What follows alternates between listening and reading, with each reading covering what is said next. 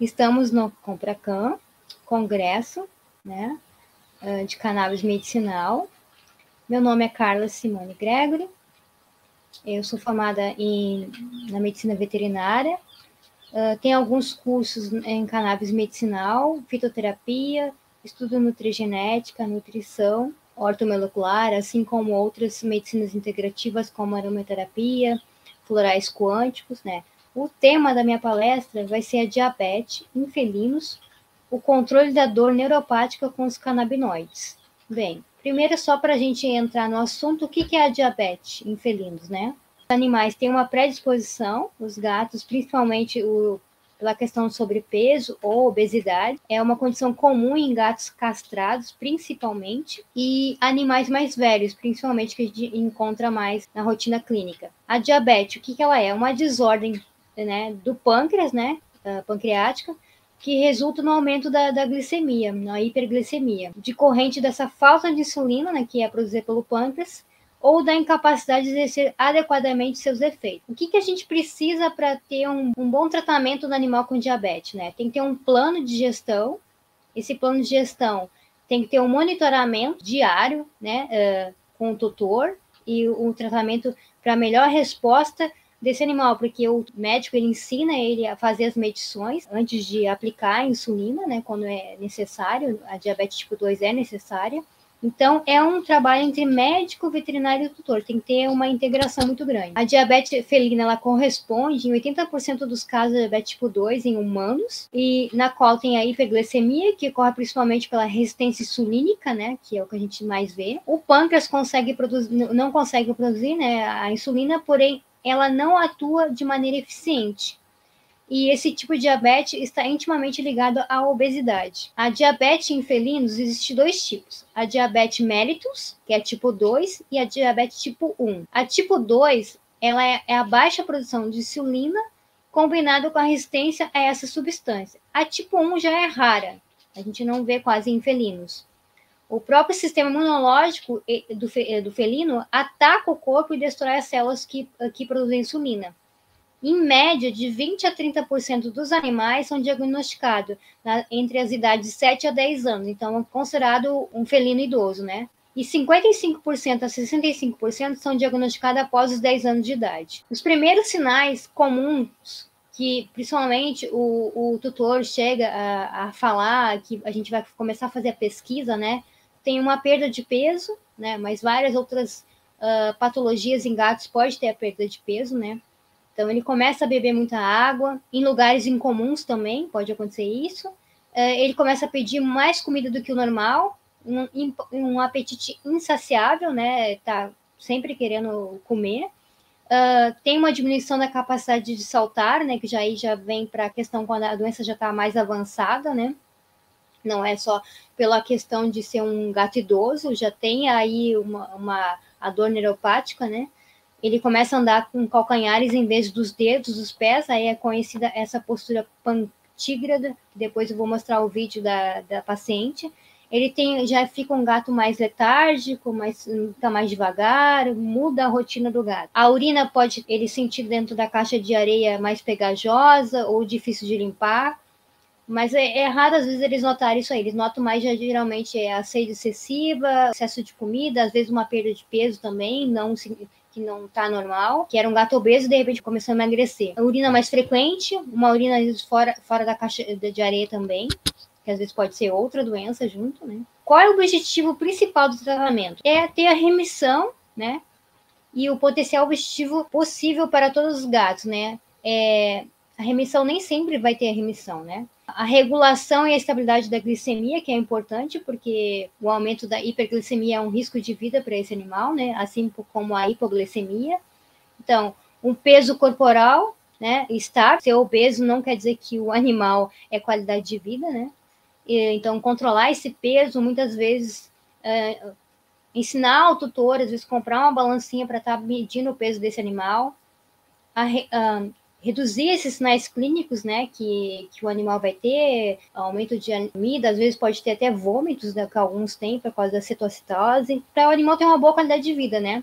Então, o que a gente tem que evitar? A hipoglicemia, que é a baixa da glicemia fora dos padrões de referência, a hiperglicemia, que é o aumento dessa glicemia, né? Tem o risco do animal, a cetocitose, como eu falei, que é essa fome celular onde a gordura se decompõe para fornecer energia. A neuropatia, que é essa dor aos danos dos nervos, que o animal fica com essa dificuldade para comer, para andar e para subir e descer dos objetos, cama, da mesa, seja onde for que ele ande pela casa. Depois, o que fala muito em relação a diabetes mellitus na veterinária, não? Que pode ter a remissão, mas não quer dizer que sempre isso ocorra, entendeu? Tudo depende de quando que se começa o tratamento. Por exemplo, um gato não precisa mais de insulinoterapia, mas mantém o nível normal da glicose no sangue por mais de 4 semanas sem tratamento com insulinoterapia. Não quer dizer que isso seja a regra e sempre vai ser assim, né? Porque alguns animais, o animal pode apresentar a remissão e as taxas de glicose sanguínea permanecer dentro dos limites da normalidade, mesmo sem o uso de insulina. E também não significa cura, pois ele pode voltar a ter esse problema. Então, ele pode, depois de um tempo em remissão, reapresentar os sintomas da diabetes que ele teve lá no início, retornar, aí tem que retornar ao tratamento com a insulina. Então, em relação a esse controle, então, animais que têm um controle maior e são diagnosticados no período de 6 meses, eles podem ter a chance de 60% a 80% de remissão, mas isso não é regra, né? E os felinos que iniciaram a insulinoterapia com mais de 6 meses após o diagnóstico, 30% vai ter 30% de chance de remissão, que já é mais de outra coisa em relação ao tratamento, né? A dieta. É importante a gente instituir uma dieta com baixo índice glicêmico, então, pobre de carboidratos. É a mesma coisa que faz com o humano, né? A gente tem que diminuir os carboidratos, tem que instituir uma dieta saudável, uma dieta equilibrada, né? Depois, os medicamentos adequados, né? Que a gente pode entrar com outros medicamentos, como na humana que se faz, além se tiver que instituir o uso da insulina, né? Então, tem nutracêuticos que você pode entrar e outras terapias, né? Então, medicamento destinado a regular o nível da glicose no sangue, as injeções de insulina, quando necessário, né? A perda de peso até que seja saudável, então, não quer dizer que o animal obeso é saudável, né? Então, tem que ter um peso adequado, né? Até mesmo um animal idoso, né, de 7, 10 anos, a gente tem que saber que se ele estiver acima do peso, vai sobrecarregar as articulações também. Então, o que é aumento de exercício físico, né? Que a gente fala, até eu coloquei o desenho ali brincando. É pelo menos que ele tenha as atividades.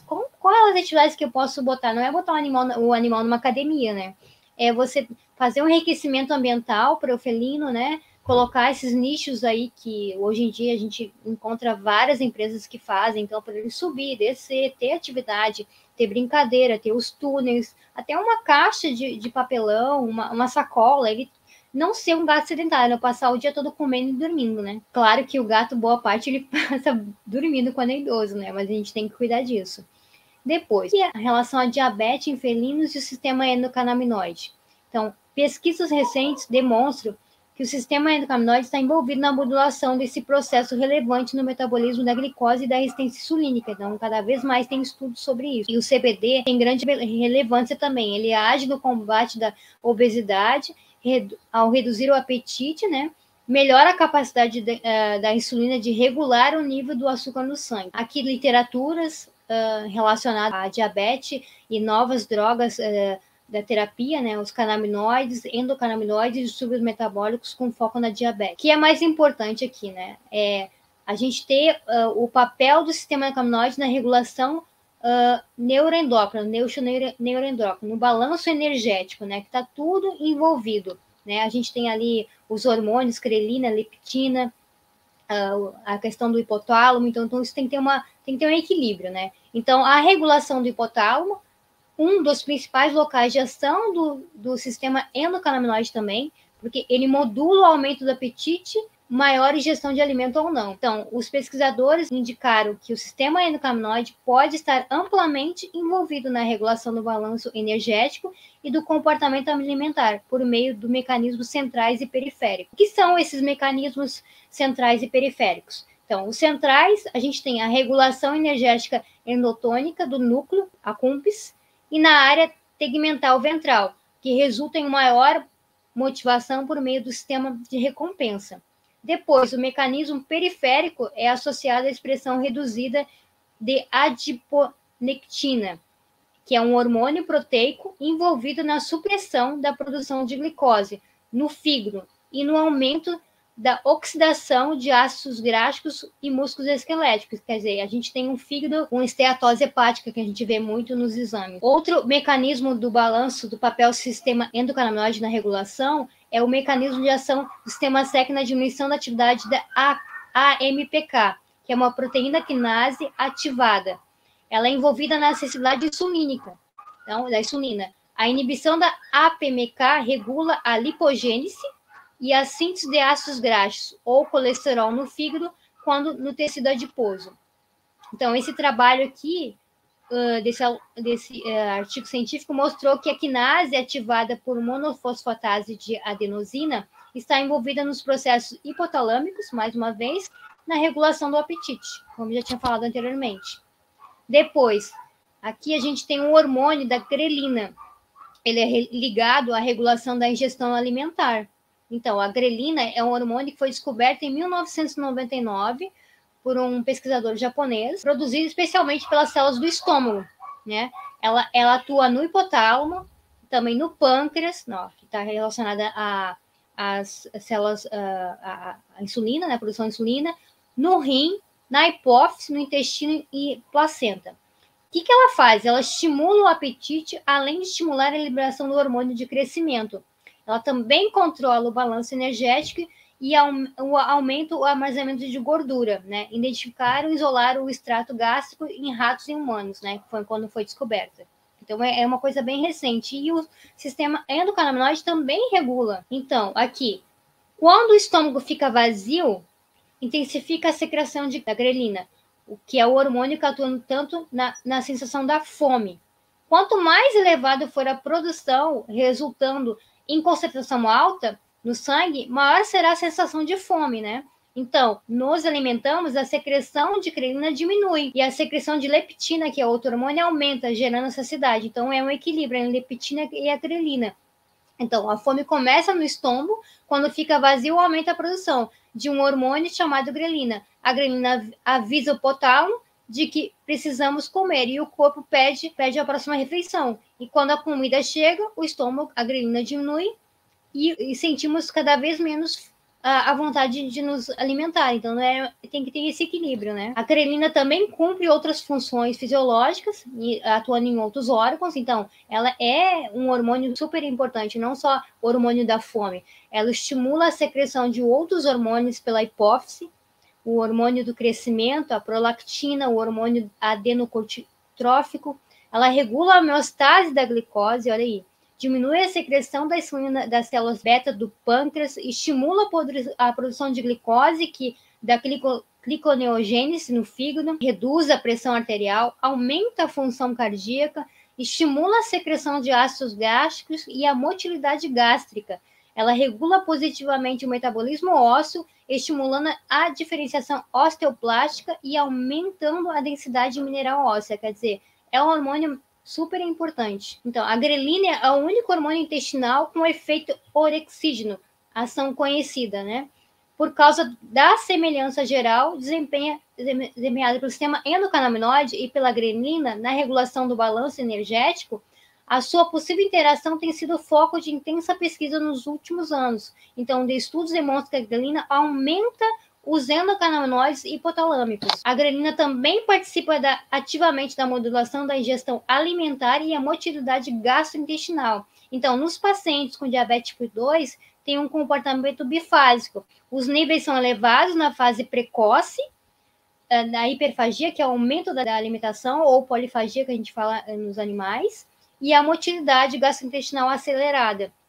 Então, nos estágios avançados da doença, os níveis da grelina no plasma pode estar diminuído, relacionado com a falta de apetite e a perda de peso, que é a gastroparesia. No animal, a hiporexia. Então, a leptina agora é o outro hormônio, que ele já é um hormônio que é peptídeo formado por 167 aminoácidos.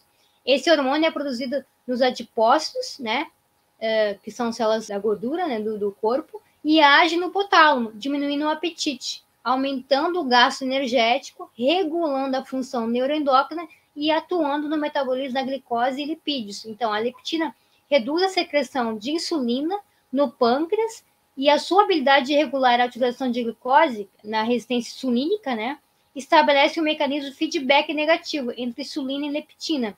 A leptina age além no cérebro, em vários tecidos periféricos, como o pâncreas, ó, pâncreas mais uma vez, o fígado, também o tecido adiposo e no sistema imune. Além da ação central no cérebro, que no hipotálamo, assim, é bem caracterizado pela homeostase energética. Então, os níveis de leptina refletem o estado nutricional e são equiparados com a quantidade de tecido adiposo. E os níveis diminuem assim que o jejum se instala. Os receptores são encontrados na forma longa, que é o BRR1 e o OBRS2. O 1 é localizado nas regiões do cérebro, nos núcleos arqueado, do dorso medial, ventromedial e paraventricular e no hipotálamo. Então, regiões-chave no controle do apetite e peso corporal. Em pequenas quantidades no pulmão, no rim, no fígado, tecido adiposo e nas células beta do pâncreas. Então, a forma curta nos demais tecidos, adiposo, gástrico, gônadas e placenta. A leptina também, ela começou com a pesquisa sobre leptina nos anos 50, então já é bem antes da grelina, em ratos geneticamente obesos, então, que exibiam a síndrome que consistia na obesidade massiva, a hiperfagia, com o aumento da alimentação, né, do apetite, a resistência à insulina, a hiperinsulinemia, diabetes não dependente da insulina e intolerância ao frio e infertilidade. Então, tudo isso verificava nesses animais que tinham esse gene. A leptina pode contribuir para a regulação do metabolismo energético, o comportamento no consumo de alimentos e a produção de muitas espécies em animais ruminantes, como esse artigo científico está abordando. Outra coisa, a leptina, apontada como sinalizador da quantidade de gordura de reserva estocada do corpo para o sistema nervoso central, principalmente o hipotálamo. Envia sinais para uma rede neural responsável pela homeostase, né, da energia, fazendo mudanças de consumo ou gasto de energia para manter o organismo em equilíbrio. Uma das ações periféricas aqui mais importante da leptina é a redução da síntese de secreção de insulina, estabelecendo assim um eixo atipo-insular, né? Então, a evidência recente sugere que sinais hipotalâmicos regulam a acessibilidade da insulina no fígado via um neurocircuito envolvendo o nervo vago. Então, o que pode vir a ser uma possível eixo cérebro-fígado no controle da homeostase energética. O sinal de adiposidade leptina desempenha um papel crítico na regulação do balanço energético. A leptina inibe o endocannabinoide, produção no hipotálamo, né? Esse artigo na Nature expõe essa questão. Os endocannabinoides hipotalâmicos são aumentados em roedores geneticamente obesos sem leptina ou o seu receptor. E o tratamento desses camundongos com antagonista CB1 atenuou a sua hiperfagia e retarda seu ganho de peso. Aqui, a gente vai falar agora esses estudos, né, que falou que os ratos obesos com deficiência de sinalização ativa da leptina aumentaram a expressão de CB1 em estruturas cerebrais de recompensa, implicando em maior motivação para comer, que caracteriza nesse animal. O modelo pode ser devido a um tom, né, do endocannabinoides mais alto em áreas cerebrais relacionadas à recompensa. Então, quanto os níveis de leptina aumentam, o hipotálamo envia sinais a outros órgãos para diminuir o apetite e aumentar o gasto energético.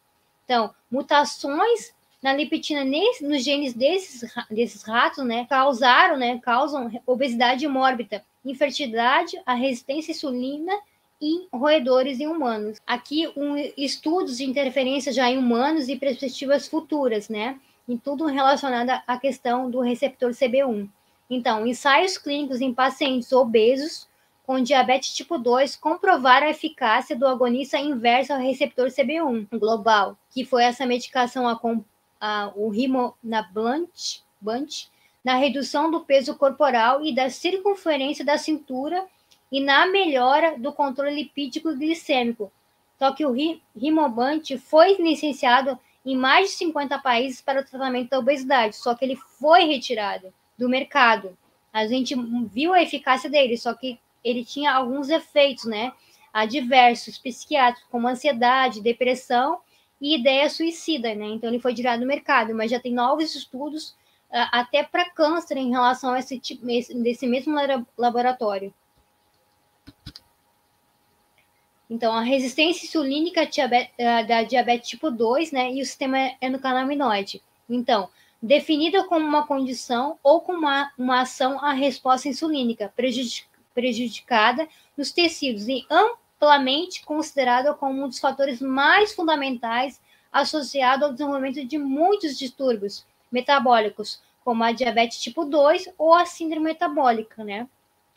Um grande número de estudos com evidência indicando que a ativação do CB1 periférico localizado em tecidos dependentes de insulina, ou seja, o fígado, o tecido adiposo, o músculo esquelético, estão amplamente associados ao desenvolvimento de dislipidemia, que é a resistência à insulina, que é a diabetes tipo que leva a diabetes tipo 2.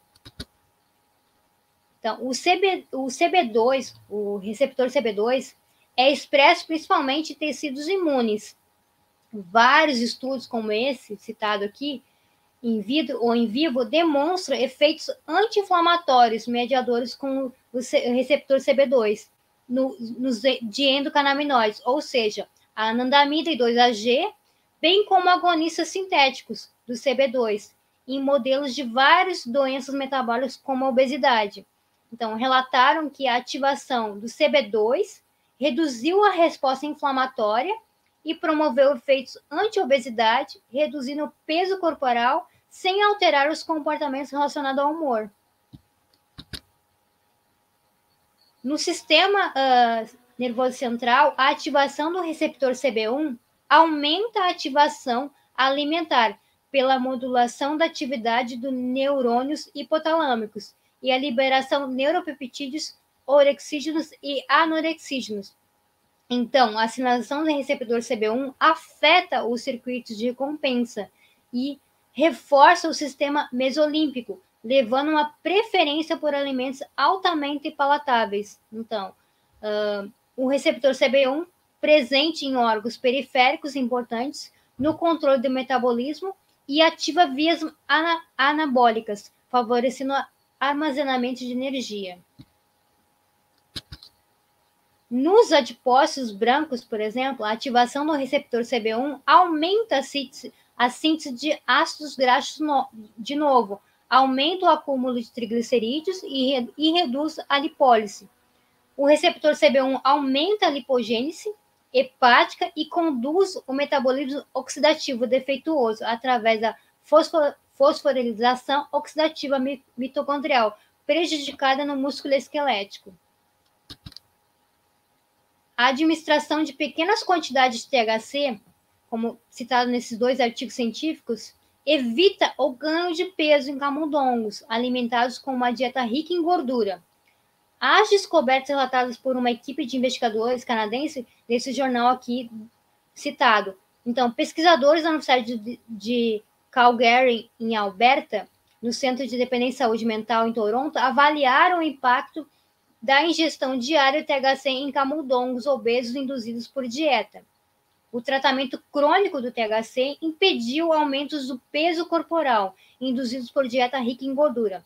Então, os pesquisadores acrescentaram que o efeito do peso corporal foi devido principalmente a uma inibição do aumento da massa gorda e especularam que essas ações podem ser mediadas, em parte, por modificações da microbiota intestinal.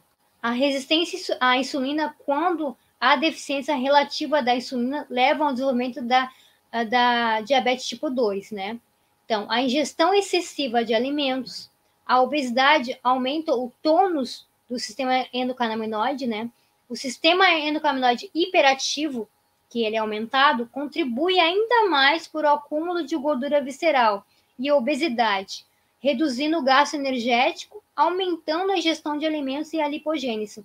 O sistema endocannabinoide está envolvido no desenvolvimento da resistência insulínica dependente da obesidade esse sistema endocannabinoide hiperativado tem efeitos deletéricos direto na sensibilidade à insulina dependente, no ganho de peso, em órgãos periféricos, no metabolismo, no fígado, no tecido adiposo, no músculo esquelético. E o sistema endocannabinoide contribui indiretamente para a falha das células beta, né, através da ativação do NIRP3 inflamassoma, né, em macrófagos infiltrados, resultando em apoptose de células beta. Quer dizer, o sistema endocannabinoide, ele é um sistema que foi descoberto bem depois, né, isso da década de 70, depois da década de 90, então é um sistema que ele está acima de todos os outros sistemas, acima do sistema endócrino também. Então, aqui as células beta-pancreáticas, já a relação do sistema endocannabinoide, sobre a expressão dos componentes, né, nas células ilhotas pancreáticas, são contraditórias e variam entre as espécies, conforme os artigos científicos. A maioria dos estudos concorda que as células beta expressam receptores endocannabinoides, CB1, e que a ativação do receptor CB1 aumenta a liberação de insulina. Aqui já falando sobre a dor neuropática, né, que é uma das causas da diabetes tipo 2, o tratamento com agonista do receptor CB1 tem efeitos antinociceptivos no diabetes induzido. Os agonistas do receptor CB1, restrito perifericamente, desprovido de efeitos colaterais centrais, são igualmente eficazes na analgesia e predominantemente devido à ativação do receptor CB1 e em nociceptores periféricos, conforme esses dois artigos científicos. Ainda em relação à dor neuropática, então ela tem uma ativação no receptor CB1, contribui para o desenvolvimento da diabetes tipo 2, como já citado, e suas complicações. E efeitos cardiovasculares deletéricos, obstáculo ao seu uso terapêutico. Então, os agonistas do receptor CB2 exercem efeito antinociceptivos em camundongos diabéticos que parecem estar predominantemente relacionados à inibição da inflamação, já que o CB2 age no processo inflamatório, né? Dirigida pela microglia. Em contraste com os agonistas do receptor CB1, os agonistas do receptor CB2 não apresentam efeitos colaterais centrais indesejados e parecem ser protetores na maioria das complicações diabéticas. Ainda sobre a dor neuropática, esse estudo aqui em camundongos diabéticos com rimonabant, que é um inibidor CB1, atenuou a alodinia, né, a mecânica, né, reduziu o estresse oxidativo nos nervos periféricos, inibiu a superexpressão TNF-alfa na medula espinhal e moderou a deficiência do fator de crescimento nervoso, sugerindo que o bloqueio do receptor CB1 interfere nos mecanismos que levam à lesão nervosa e favorece a regeneração nervosa. Entendeu? Aqui, nesse estudo, a análise histológica dos nervos ciáticos mostrou uma degeneração acentuada nas fibras mielinizadas em camundongos diabéticos, que foram reduzidas pelo tratamento com rimobant. Aqui na figura B que mostra a diferença. A foi o controle e a B foi o estudo. Os níveis endocannabinoides no tecido adiposo. Então, a gente também verifica que, né, que alterações diferenciais das concentrações de endocannabinoides e lipídios relacionados ao tecido adiposo subcutâneo de pacientes diabéticos obesos. Então, a gente vê aqui que no paciente, que em preto é o controle, o outro é obeso e o outro acima do peso, já com a diabetes. Então, alterações diferenciadas no nível de endocannabinoides, a oleoiletanolamida e a palmitoiletanolamida no tecido adiposo subcutâneo de indivíduos peso normal, né? E os obesos com diabetes, né? Então, é bem aumentada, como mostra o gráfico. Aqui a gente já está falando aqui em relação que o THC, ele aumenta a arquimância municifila, né? Que é encontrada na microbiota intestinal.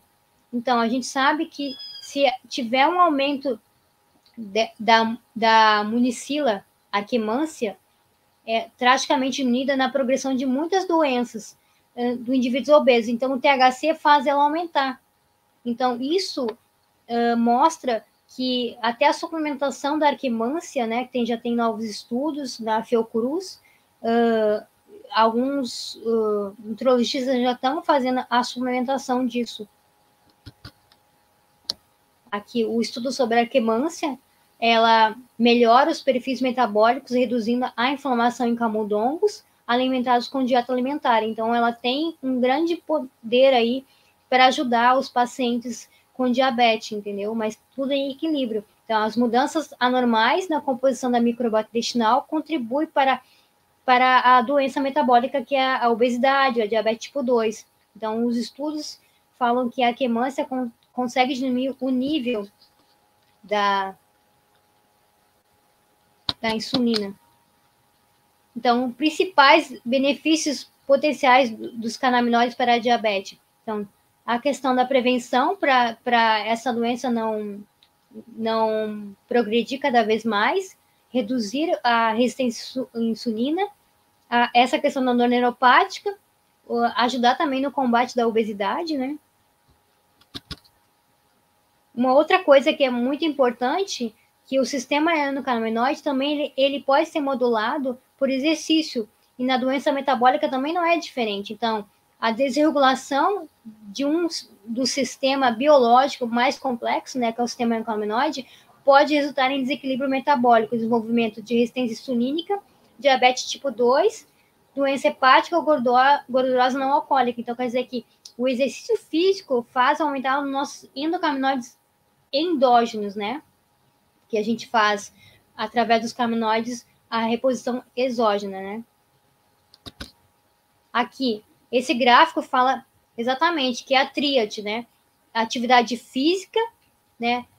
Que modula o sistema endocannabinoide, é uma nova abordagem terapêutica, então, para os distúrbios metabólicos, como todos esses componentes podem estar relacionados, então, constituem um pilar importante para o tratamento de distúrbio metabólico ao lado de uma dieta adequada, lógico. Então, aqui, atividade física, né? A gente tem ali, e tudo também tem que fazer um comparativo, a duração desses exercícios, a idade do paciente, então tem que ter moderação, tem que também olhar a dieta, então a gente consegue também diminuir a resistência insulínica, a sensibilidade à insulina, aumenta a lipólise, diminui a lipogênese, diminui a resistência à leptina, diminui a inflamação e diminui o estresse oxidativo, entendeu? Aqui tem um resumo de vários trabalhos em animais, mostrando a correlação entre atividade física, alterações do sistema endocannabinoide e os efeitos terapêuticos benéficos para as patologias metabólicas. Por exemplo, aqui um estudo em ratos, né, que 1 hora de natação, 3 vezes por semana, durante 6 meses, né, diminuiu a expressão do CB1, aumentou a expressão PPR-PAR, os efeitos metabólicos, diminuiu o peso corporal, diminuiu o percentual de tecido adiposo visceral, diminuiu a pressão arterial. Outro trabalho em camundongos machos também, diminuiu a anandamida plasmática e o 2-AG, diminuiu a expressão CB1, CB2 no cérebro, diminuiu a expressão de CB2 na gordura epididimal, que mais? Diminuiu o efeito metabólico, o peso corporal, o percentual de gordura diminuiu, LDL diminuiu, o triglicerídeo diminuiu, HDL, né, aumentou, que é o colesterol bom. Outro estudo em ratos também, 1 hora de corrida em esteira, 5 vezes por semana, durante 12 semanas, também teve efeitos no sistema endocannabinoide, diminuição do peso, diminuição da glicose plasmática em jejum. Outro estudo em ratos também, 1 hora de corrida em esteira 5 vezes por semana, durante 12 semanas também, aumentou ali diminuiu o peso corporal e diminuiu a glicose plasmática em jejum. Agora, as questões do papel do semaglutide na diabetes com complicações diabéticas, né? O que pode acontecer a um paciente com complicação diabética? Então, pode ter a cardiomiopatia diabética, né? A diabetes é um fator de risco para doenças cardiovasculares e insuficiência cardíaca. Então, isso já é uma doença bem mais avançada, sem nenhum controle, né?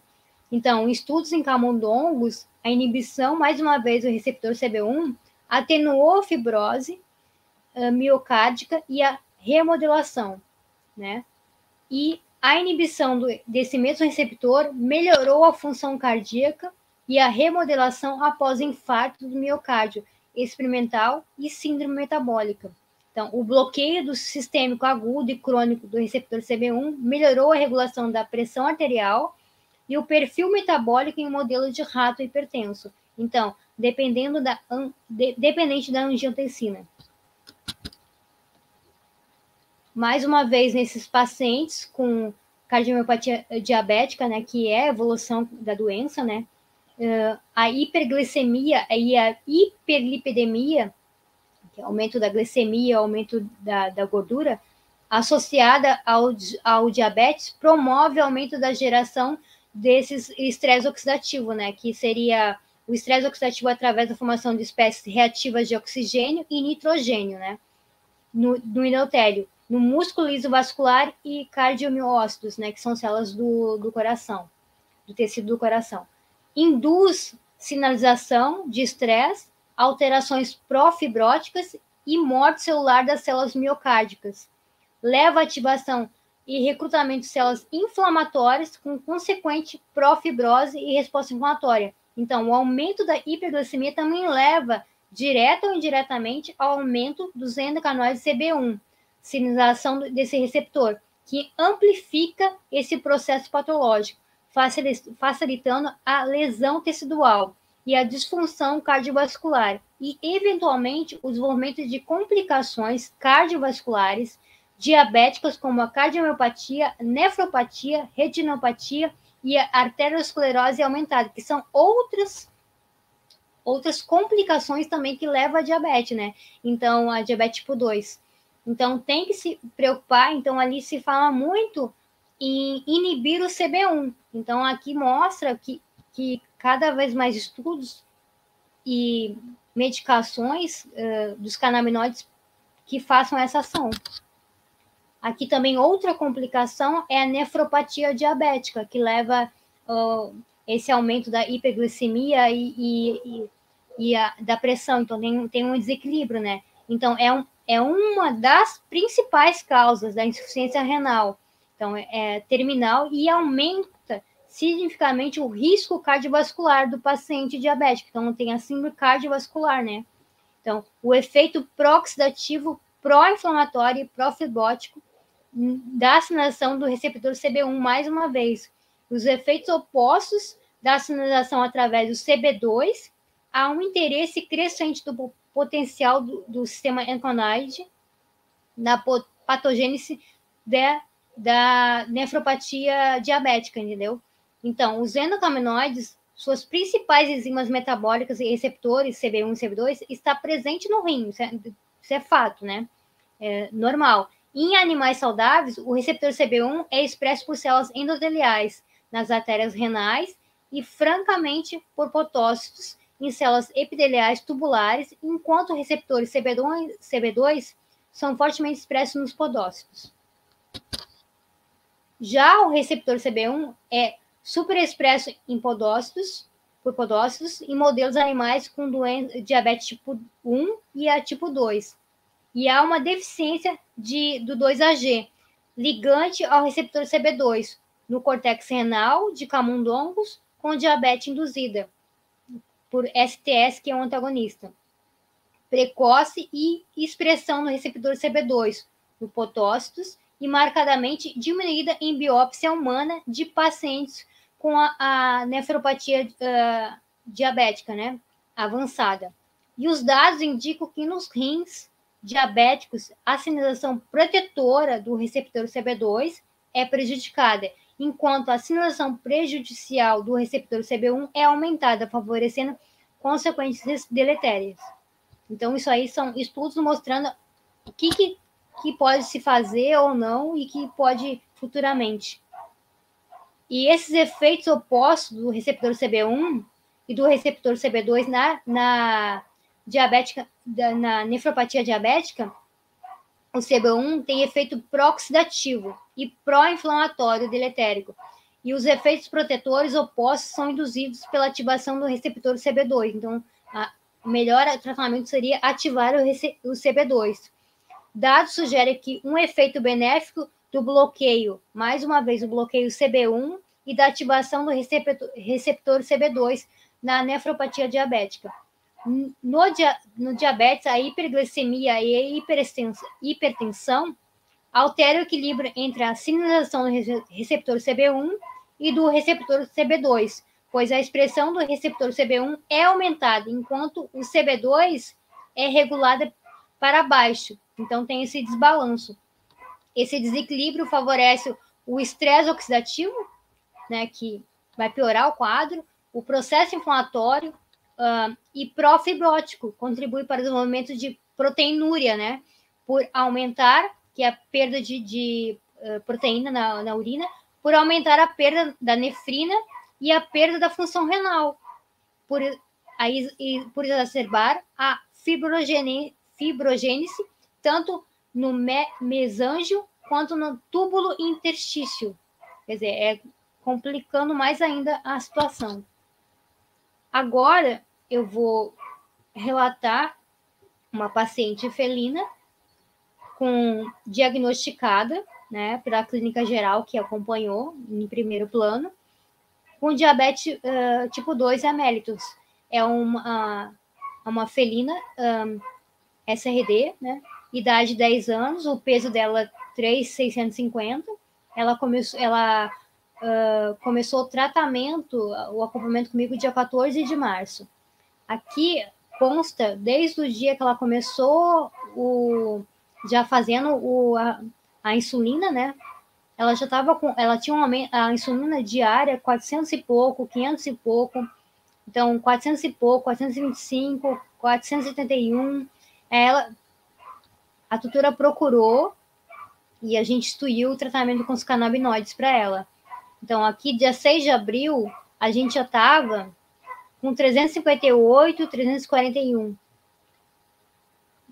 E depois, agora, a última medição que ela me mandou, que foi a de maio, a gente já já começou a ter uma configuração diferente. Ela não tinha feito ainda a curva glicêmica e nem feito um novo exame de frutosamida. Ela teve um dia que ela fez hipoglicemia, que também não tem que tomar cuidado. Aí ela fez os valores ali, 89. Depois, à noite, que rola mais estresse, ela fez um aumento para 400 e pouco. Depois, ela começou a regular de novo, 78, 196, 201, 174. Quer dizer, ela está começando a regular. Então, foi solicitado para que ela entrasse em contato com uma endocrinologista para acompanhamento, porque a clínica geral não estava conseguindo fazer a curva glicêmica. Então, o que a questão da curva glicêmica é importante? Para saber se a quantidade de insulina está correta, se esse animal está respondendo. Então, a glicose sanguínea normal em gatos não diabéticos varia entre 46, 150, né? Às vezes 60, 170, depende do valor de referência do laboratório. O limiar renal é cerca de 252, né? A meta é produzir uma curva glicêmica que se aproxime da faixa de referência, mas que evite hipoglicemia. Então, potencialmente fatal, né? A hipoglicemia também. Por exemplo, 90, 252. Então, alguns valores lá, que anteriormente, ela já estava querendo fazer isso, entendeu? Só que também o que eu pedi para ela tomar cuidado, que teve alguns dias ou 2 que ela fez hipoglicemia, né? Para a maioria para a maioria de cada período de 24 horas, quer dizer, ela tem que ter esses valores de referência, e aí foi pedido a curva glicêmica. Então, no dia 26, ela fez a primeira vez e vai refazer de novo isso. Então, ela, em jejum, ela fez 231, já também com óleo de cannabis, ela estava fazendo 3 vezes ao dia, depois a gente passou para 2, porque ela já começou a regular. Então, teve dias ali 104, 186, 207. Esse aqui que ela fez à noite, rolou um estresse, ela me explicou. Aí eu falei, não, quando rolar estresse e furar várias vezes o animal, não é legal, que vai aumentar o nível de cortisol e vai dar um valor que não é fidedigno. Aqui foi o acompanhamento também que a gente mostrou aqui, que tinha hepatopatia difusa e uma estetose hepática. Pelo menos aqui é um animal idoso, mas a parte do rim dela está tranquila, o pâncreas não tinha alteração nenhuma, adrenal, então foi verificado isso. Aqui as imagens do exame de ultra. Aqui, só para ter um comparativo, no dia 6 de março, antes dela me procurar, só fazendo a insulina, ainda não mexendo numa dieta adequada, a frutosamida estava 581. O valor de referência é 219 a 347.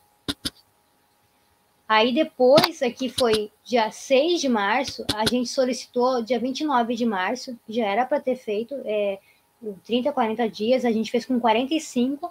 A frutosamida dela estava 274,90. Quando eu vi que ela começou a fazer aqueles valores, eu vi já tem alguma coisa mexendo aí.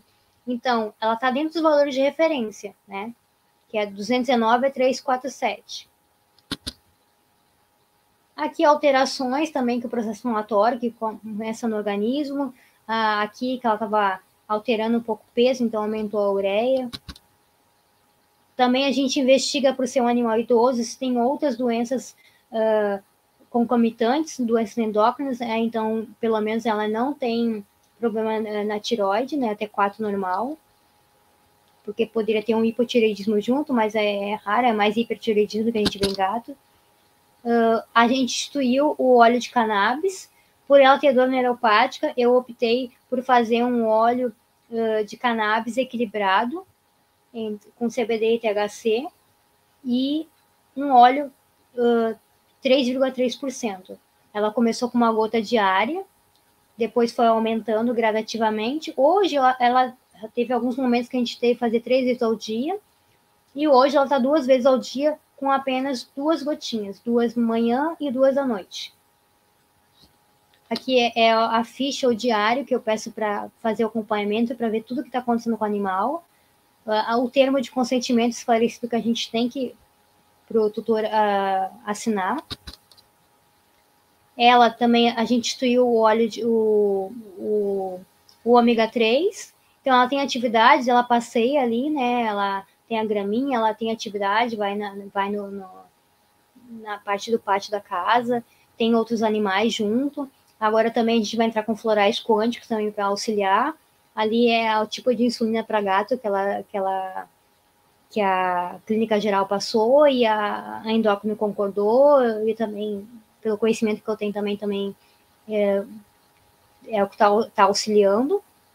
E aqui, em relação à dieta, a gente modificou a dieta, porque era muito rica em carboidrato.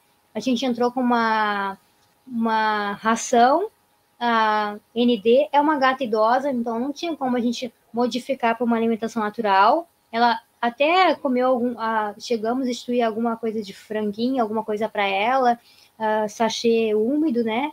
E a gente optou pela ND, que é uma ração que a tutora teve condições de colocar no tratamento, e porque a gente também sempre tem que olhar o lado do tutor, né, se ele tem condições, e eu ensinei ela como que tem que fazer, tem que botar direitinho no horário. Para gatos diabéticos não pode deixar à vontade a alimentação. Mostrei para ela qual a quantidade diária que ela tem que dividir durante o dia, entendeu? É uma ração boa, de boa qualidade, com baixo índice glicêmico. Aqui é o vídeo dela sem iniciar o tratamento, só estava com insulina nos primeiros dias, quando elas começaram a notar que tinha algo errado, né? Que aí elas levaram na veterinária, né? Que ela caminhava com esse andar aí que é o diferente, que a dor neuropática, esse andar que a patinha fica Parece como se um coelho caminhasse. Ela tinha bastante dificuldade. Já caminhava mais devagarzinho.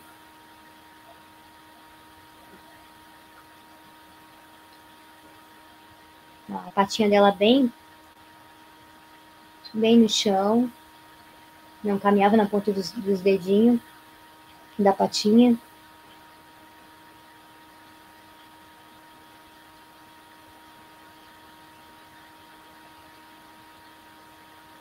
Ela na caixinha de areia.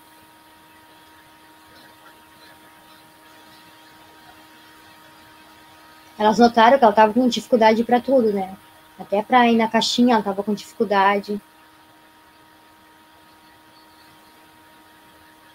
Porque a gente tem que pensar, não é só porque é um gato idoso que a gente vai achar normal, né? Aí, ó, a pata deslizando, né? Não só por causa do piso, ela estava com dificuldade para andar realmente. Ela trocava as patinhas também, ela achou estranho, achando que ela estava passando mal. E aí ela estava com 500 e pouco de glicemia, né?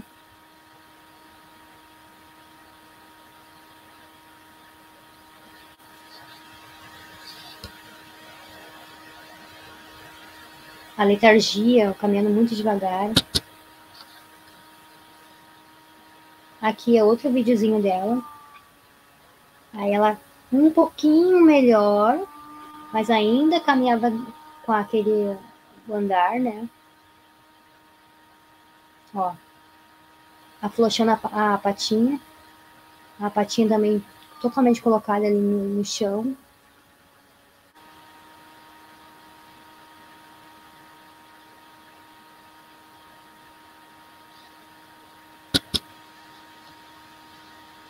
Aqui é um vídeo dela já.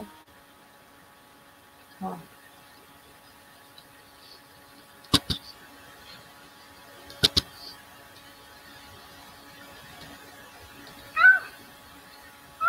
Oi, Socorro. Oi, Socorro. Oi.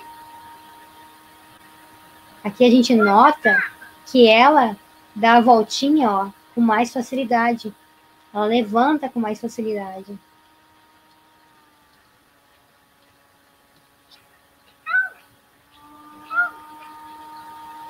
Oi, Socorro.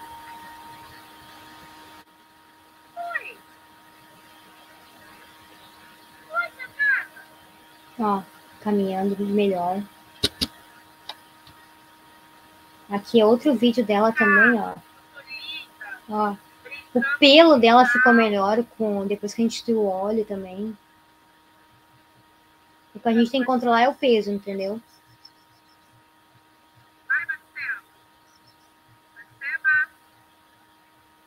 Ó, a virada, ela tá conseguindo fazer a virada mais rápida, ó, a pata não tá tanto para baixo. Tá com mais equilíbrio, ó. E esse chão é irregular, hein? Ó. Bem melhor. E também só da questão da glicemia tá mais controlada, não tá aqueles valores absurdos.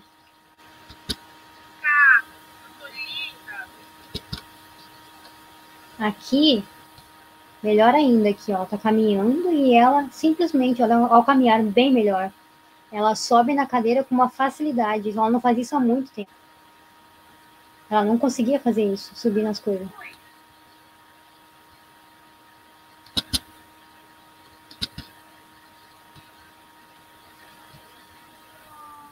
Aqui foi o dia que ela fez hipoglicemia, já é um outro vídeo, que a gente ficou mega preocupado. Mas ela tava normal, que é o surreal, né? Tava abaixo do normal.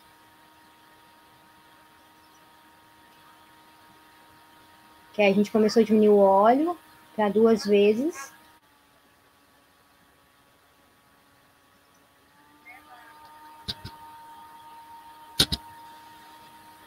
É isso. Agradeço. Quanto mais a gente agradece, mais coisas boas acontecem, né? Aqui é o meu Instagram, quiser acompanhar meu trabalho, quiser os artigos que eu citei na minha apresentação, fico à disposição. Eu agradeço o convite para o evento e é isso. Obrigada.